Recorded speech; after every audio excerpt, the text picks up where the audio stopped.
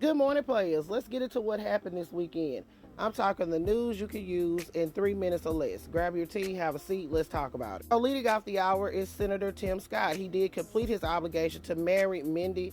Now, we don't know if he's holding on to hope that Frump and Dump will finally ditch J.D. Vance and tap him in, coach, but he did go ahead and marry Mindy. Congratulations to the two. Now, according to reports, when Lindsey Loose Booty Graham found out about this, he wasn't too happy, but I digress. 44th President of the United States, Barack Obama, turned 63 years old this weekend. Happy birthday. Former President Jimmy Carter is approaching his 100th birthday in October, and according to his family, he is holding on so he can vote for Madam Vice President Kamala Harris. Now, this didn't technically happen over the weekend. It happened on Thursday, but Don Lemon filed a lawsuit against Elon Musk alleging breach of contract, negligent misrepresentation, and moreover, the canceled PAC. Don Lemon is seeking unspecified monetary damages from Elon Musk, alleging that he breached a verbal contract between the two for Don Lemon to bring his show over to X. As previously reported, creator face Kyle Rittenhouse took to social media to decree and declare that he cannot support Frump and Dump because he's too soft on his support of the Second Amendment. Now, just hours after he made that post, honey, he was dragged all over Annalise Keaton's internet by the MAGA tank sniffers, and also Frump and Dump's team rolled down on him, forcing him to make another declaration that he will be supporting Frump and Dump. Now, we have some bad news for Frump and to the motherfucking Dump, honey, because his election interference case has been tossed back to Judge Chutkan. And baby, she has rejected his attempt to dismiss his federal election interference case over claims that President Biden pressured prosecutors to target his political rival. In a 16-page opinion, Judge Chutkan said that Frump and Dump repeatedly mischaracterized the charges against him and presents no meaningful evidence that the prosecution was politicized. So she set a hearing on this case on August 16th. Now, in other bad news bears for Frump and Dump, his campaign is going down faster than the Titanic, honey.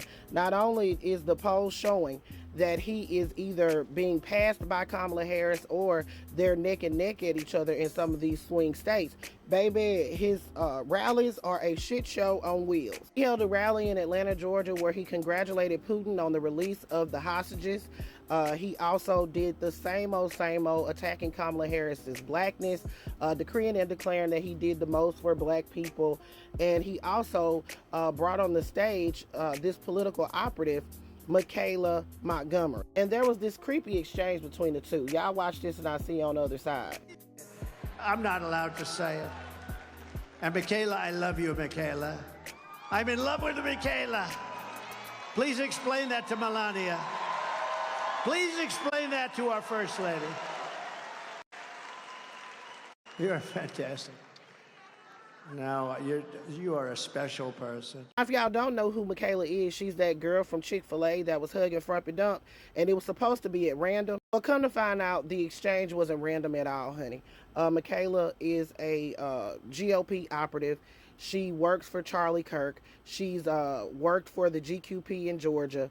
And this whole thing was a setup. I declare, honey, what a disgrace. Now, in the speech, he also attacked Brian Kemp, the governor of Georgia, also the Secretary of State, and the former lieutenant governor of Georgia.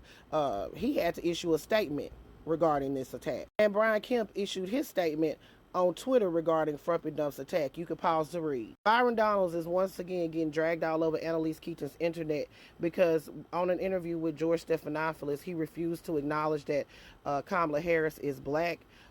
He kept going after her being Indian, and George Stephanopoulos wasn't having it. And you just repeated the slur again. If it doesn't matter, why do you all keep questioning her identity? She's always identified as a black woman. She is biracial.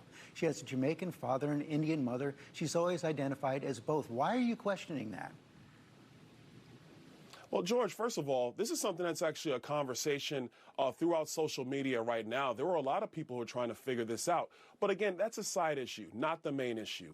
The main issue. Sir, one second. You just did it. You just did it again. Of the United States. Why do you insist on questioning her racial identity? You want me to talk? I want you to answer my question.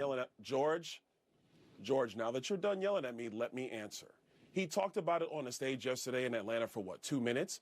He spent more than 35, 40 minutes going after her record. Frump and DP, the GQP, and the MAGA mice are continuing to attack Kamala Harris regarding her racial background, and they're also trying to decree and declare that Frump and DP is the best thing for black people, so much so that this MAGA mite, Sharika Soul, took to social media and put up this bad AI photo of Frump and DP surrounded by a bunch of black women.